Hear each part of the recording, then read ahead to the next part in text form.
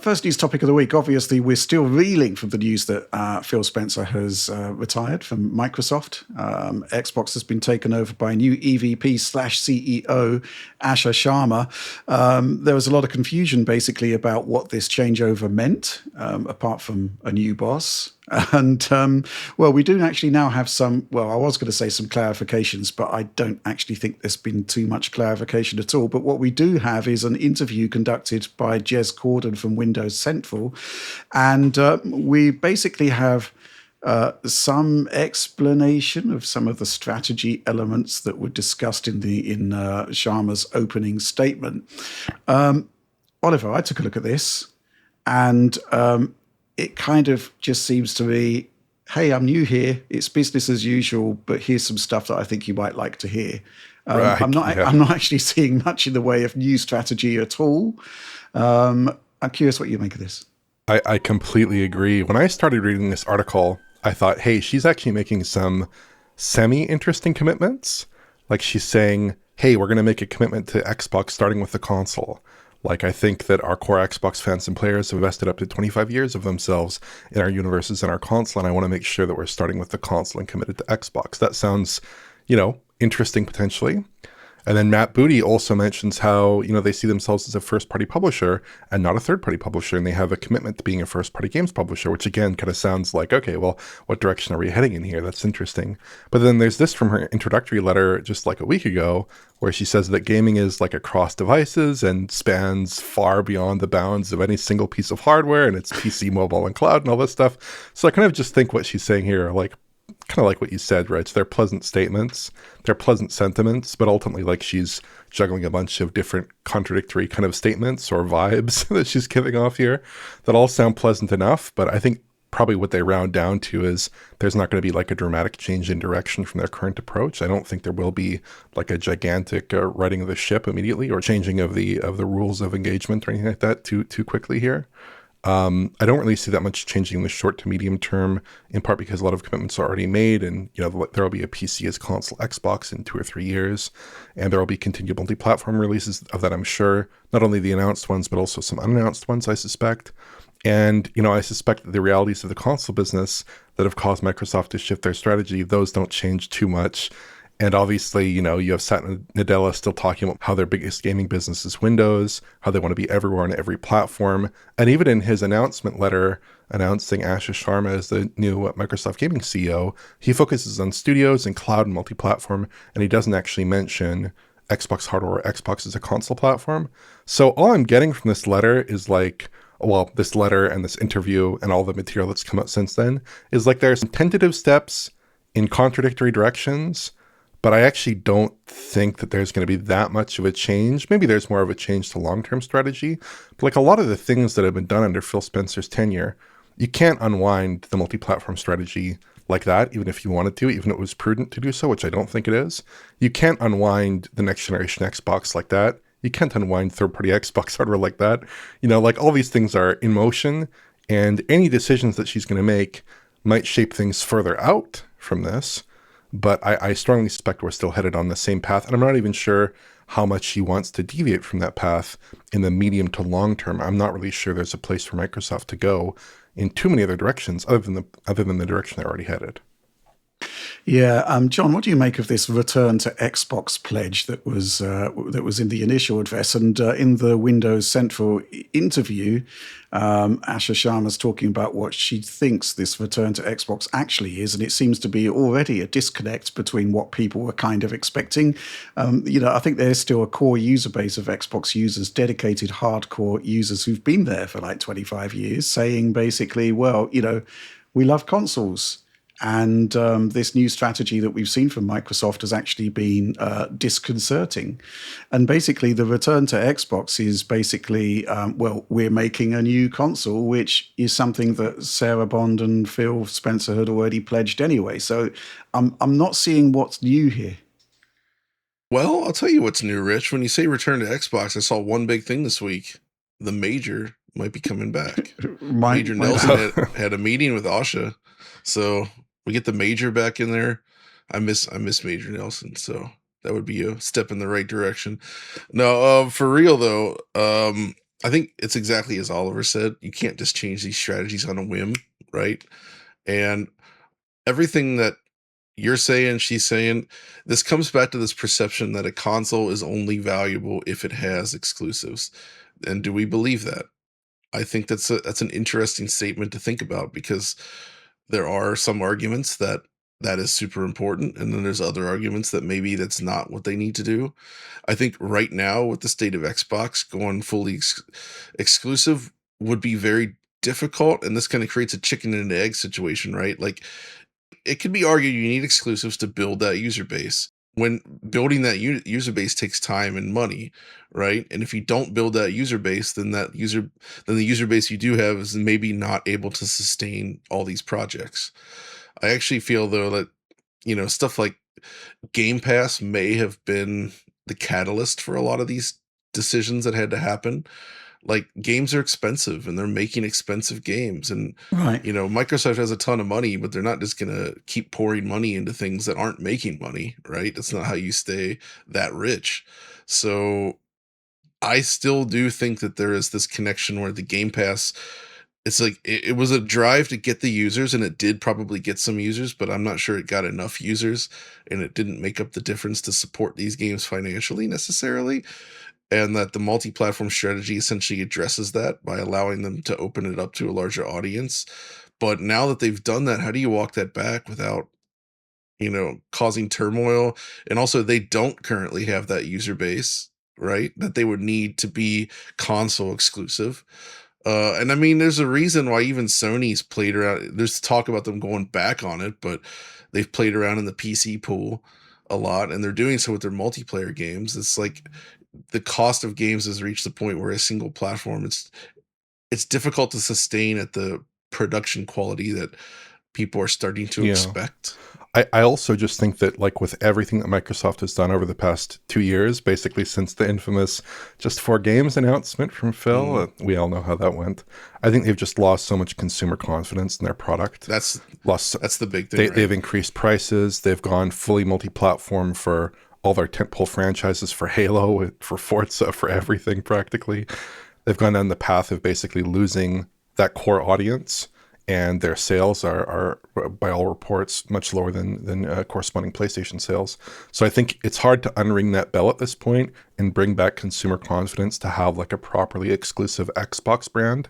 I'm not really sure you could do it, even if you wanted to do it, because they're kind of set down like this path dependency now of, well, multi-platform because we don't have a platform.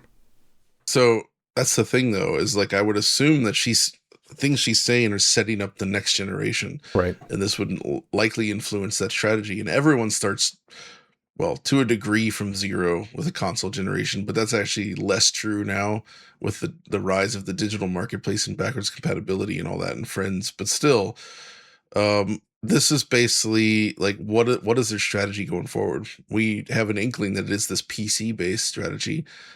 Could that change? Probably not that much, but like the strategy and how they approach that, how they deliver the message, all that stuff's up in the air. And the energy that Xbox Series X has now cannot be the energy that they go forward with, right? They've got to differentiate it, and they've got to find some interesting way to make people want this platform, right? Xbox Series consoles, I would say, are dead. It's over. They are in the position that the Sega Saturn was in when Bernie Stolar came in and stopped it.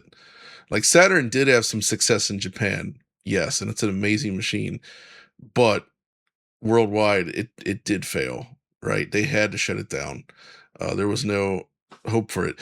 Dreamcast, I would argue, was a success, but the situation with Sega at the time was such they couldn't continue to support it. Microsoft could, if they choose, but I think it's that sort of leap they need to do. They need to say, all right, this didn't work, we've got to make a jump. Or even, I would say, what Nintendo did with the Wii. I'm not saying they make a Wii, but it was it was a paradigm shift, right? The Wii shit, where the GameCube was a failure, right? Especially by Nintendo standards. They were trending down. They came up with something fresh that people wanted, and they sold a lot. So what will Microsoft's fresh thing be? That's what I think we need to see. And hopefully Josh is driving whatever that's going to be. And that it's just the whole multi-platform question that's so tricky, and how far are they willing to commit to like some new strategy to launch this thing with before saying, okay, this isn't working. Like there's so much to know, but her job is going to be super difficult, I think. Well, I think there's two things to this. Number one, things not working. I think the multi-platform strategy has actually been a success because they've sold a whole big bunch of games and they are effectively the biggest publisher in the world at this point because of that strategy. So, holistically, we're getting a lot of heat about going multi-platform, but it's actually, I think, been a net win for Xbox. The problem is that, well, actually, no. Let's just quickly address the 4 games thing, which we've been highlighting. Actually, I had a supporter pull me up on that on Discord, saying, "Isn't this being misrepresented?" They said it was a trial period for multi-platform. They never said it was just 4 games. That's not the point I'm making. The point I'm making is that the 4 games trial is kind of like, I think, almost a smokescreen, because the concept of putting Forza Horizon 5 or Indiana Jones on PlayStation 5, you don't need a trial period to know that you're going to sell millions upon millions of copies of those games, right? So, that's the 4 games thing is just kind of like the start of introducing a multi-platform strategy that I think was already in process, that any trial would never have made an impact on, right? Because it just doesn't make sense from that perspective. So yes, I mean, holistically, from a Microsoft point of view, multi-platform, I think, has been a roaring success and will continue to be so. The issue is the fallout on the brand of Xbox as it used to be. What is an Xbox? What is the brand identity of an Xbox? The concept of it being this nebulous thing that runs on any piece of hardware has been difficult to accept, and had a lot of pushback from within Microsoft, as we understand it. So, what is an Xbox at this point? Is it going to be this new piece of hardware? Is that going to be pushed more aggressively, perhaps, than it was in the past? But if so, how do you differentiate it? Because, exclusives have traditionally been the way to draw attention to a piece of hardware. I don't think they can go back on that now, and I don't think they should be doing like 2-year exclusivity windows for their console. I think ultimately the reason why we're seeing the stuff that we're seeing is that the strategy is in place, but we don't actually know the full extent of the strategy at the moment. We don't know what it is. So Asha Sharma can actually present it as it was, and it comes across as something new, delivered by new management. And I think the strategy is ultimately going to be, and it's totally obvious, alignment with Windows and PC, because they basically have a stranglehold in that particular area. Something like 98% of gaming is done on Windows 11. Make the new Xbox a part of Windows, have that kind of ecosystem embedded within Windows 11, the Xbox side of it, and it's probably going to work. And I think the other thing, of course, is that there's actually no other option at this point. People who are wanting to go back to the old console-led approach, well, Phil actually said it best. They lost the crucial battle, which was the PlayStation 4 generation, where people started to build up their digital libraries. They did so on PlayStation, and it's, the concept, they tried everything to basically move people across, and it didn't work. They had the best console. Xbox One X was brilliant. It didn't shift the needle. Series X, excellent machine as well, just not different enough from PlayStation 5 to make a difference. They've tried buying studios to make the difference. Obviously Bethesda, Starfield was exclusive, didn't really make a difference. So I don't really see the point of going back to that old strategy, but they certainly do need to have a brand identity for Xbox. And I think the perception of the brand is probably the key issue that they're facing at the moment. There's something else I want to quickly sort of bring up from the interview, which surprised me, the Jez Corden interview. This quote from Asher: "Right now, I need to learn candidly about the why of these decisions, what we were optimizing for, and what the data says about the Xbox strategy today. That's the honest answer. I'm looking at lifetime value, not just what happened in a previous moment or in short-term efficiencies and things like that." And here's the crucial thing: the plan's the plan until it's not the plan. So, call me crazy, but I would have thought if you're facing a crucially important transition period, you would kind of know what the plan's going to be. You would have arranged it, you would have strategized it, you'd have thrashed it out with Phil and Sarah, you'd know the route forward, and you would announce it. So to come out and say the plan's the plan until it's not the plan actually sends quite a worrying message to me, because it kind of says to me that it's business as usual until I say it isn't. And I don't think that is a strategy.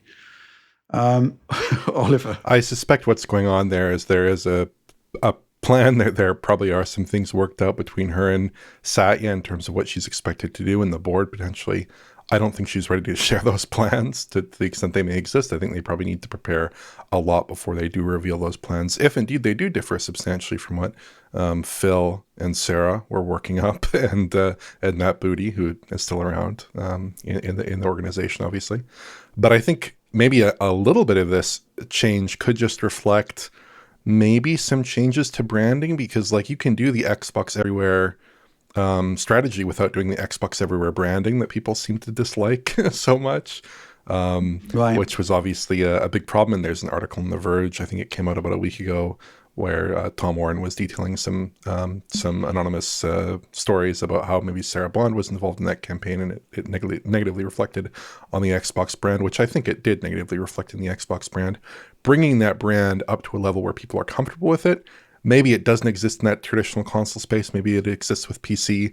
Again, Windows is its own garbage fire at the moment, but maybe they can salvage something that's reasonable and behaves enough like an Xbox that people can look at that as a favorable platform.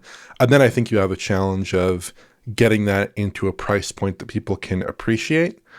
Because at the moment with the Magnus chip, that does look like a pretty expensive box. You really want to be there in a variety of price points. You want to be there in a kind of mainstream gamer segmentation and not just that high end. So I think there are a lot of challenges that they need to face here. But maybe it's just a different spin on the same strategy is appropriate. And then of course you have the whole question. I don't know if we even want to delve into this because it's such a huge topic, but generative AI, all kinds of things going on with exactly what side of this does Microsoft play? Do they play their traditional AAA strengths, or do they focus more on these kind of generative experiences or things like this that might emerge in the near future? That's a whole different strategy, and I'm sure Satya and Ash have some kind of strategy on that. They just aren't willing to reveal at the moment. What do you make of the whole AI thing 1 week on, John? Because you were quite suspicious about the appointment from that perspective. I mean, I'm still suspicious until proven otherwise. Right. I don't trust any of this AI stuff, and I know how Satya feels about AI. I maintain that I think all of this stuff is largely bad for us, and this is not going. So I hope it stays out of it, but I have a feeling it won't. But we'll see. We'll see. Like I said, I remain skeptical until proven otherwise. It seems to be what all these tech companies want to do right now. Yeah. Mm-hmm. I at mean, the expense of everything else. My sort of key takeaway from the Windows Central interview, which I think is really, really important, by the way, because it's the first time that the new management has faced questions, as it were, but the answers don't actually tell us anything new. And I think, just going back to the established strategy and the hints of what we know about it.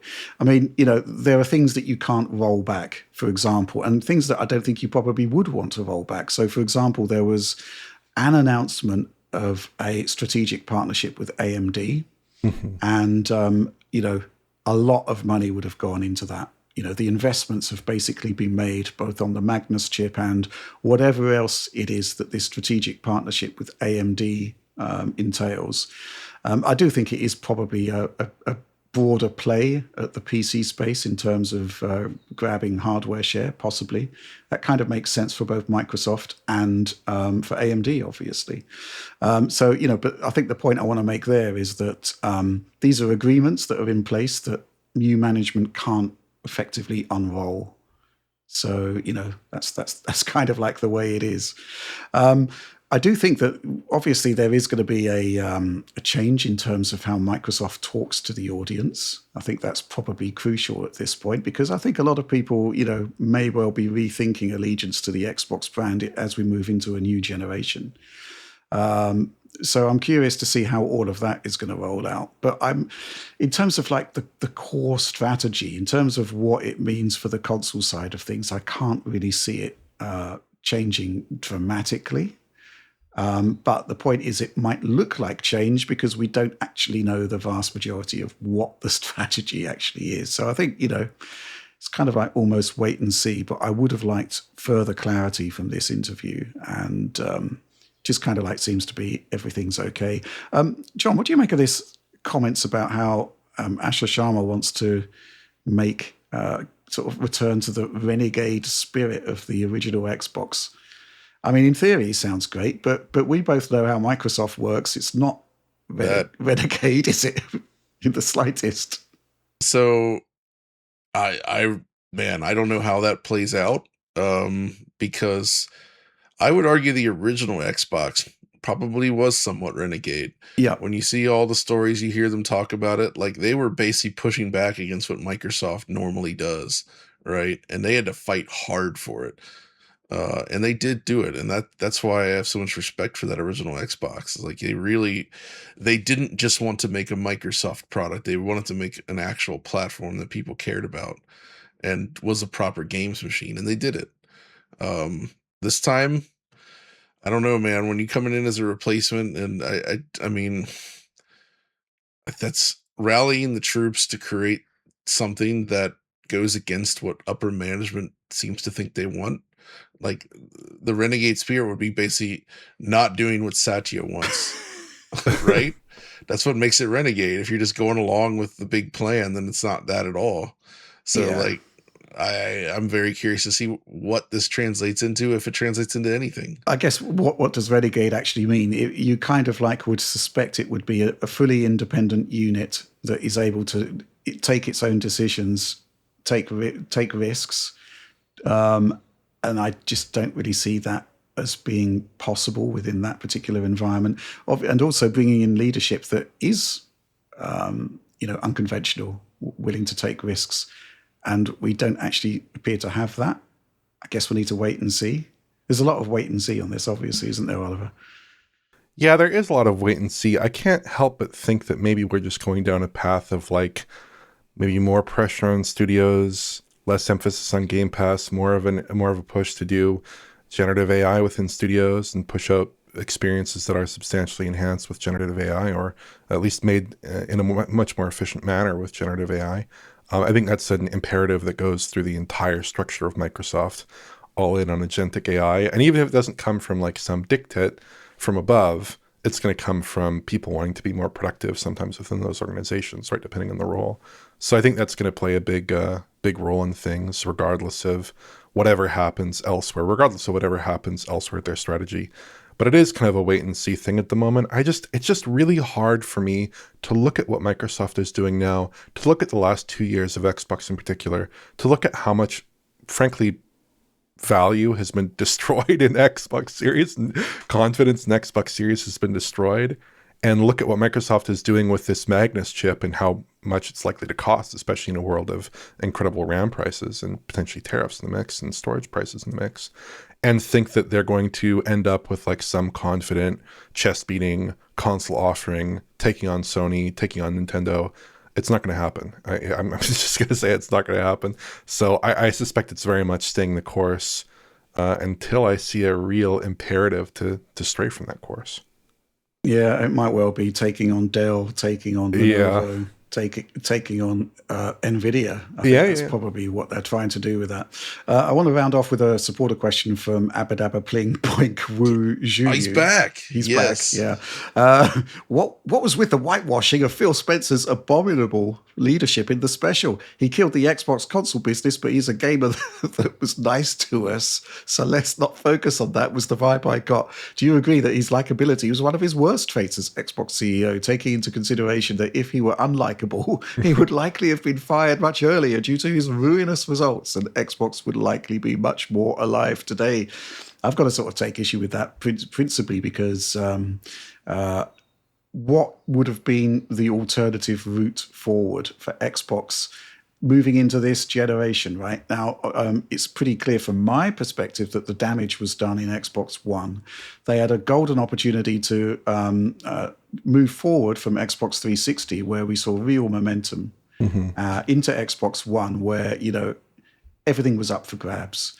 But Xbox One had completely the wrong focus, and it failed. And I'm going to say it, Phil Spencer, he did point out that this was the area where digital suddenly became relevant and people wanted to keep their libraries. I don't know what else they could have done. I mean, Xbox One X came out under Phil Spencer. That was just brilliant. And the backwards compatibility initiative, when I went to see the Xbox One X, I spoke to Phil about it, and he was really passionate about the fact that people own games and they should expect to continue to play them on their new hardware, preferably with improvements, right? And, that was a key strategy.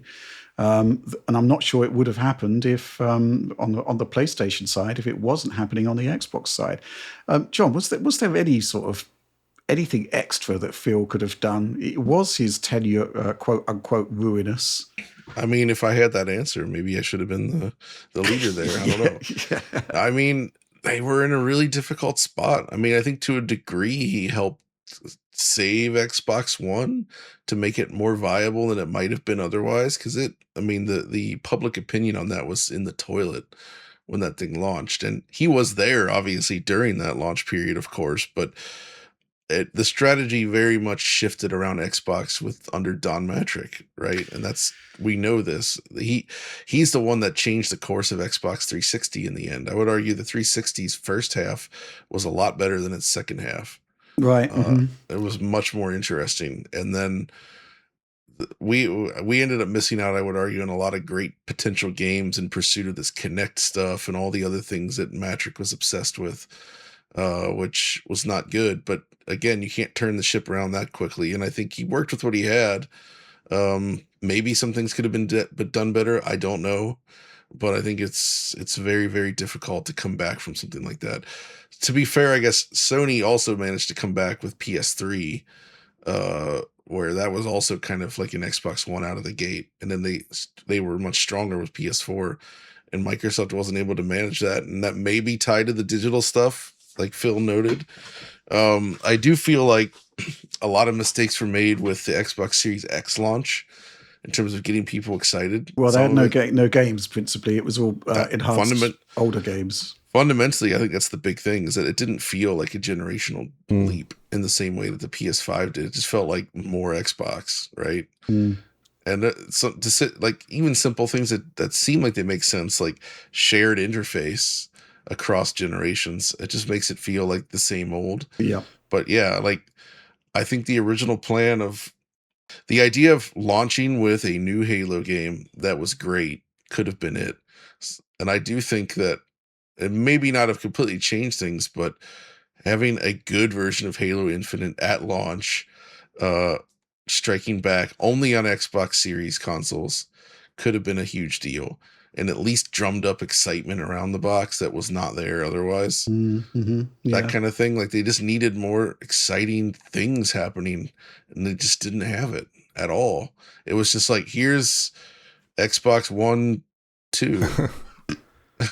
I think Phil Spencer has dealt a bad hand of cards, like you said. For sure. I mean, Scorpio was great. Series was great in terms of the hardware designs. I think there were a lot of high points. I even think the game output wasn't that bad and has indeed been pretty good. I mean, there were some droughts in Xbox Series times, but certainly, like, you look at the slate for 2026, and Microsoft has like a killer slate, like so many great games, 4 big heavy hitters, plus Call of Duty, plus all this stuff. That's Phil, exactly. Right? Like, and Matt Booty, and they Don Matrick got rid of so much talent, and he had to build it back up. Yeah, that's right. And then you build it up, and then you develop the games. That's like a decade of time. If to the extent there is a big problem in Phil's tenure, it may just have been the Activision Blizzard acquisition, because it's $70 billion for what seems to be kind of a depreciating asset.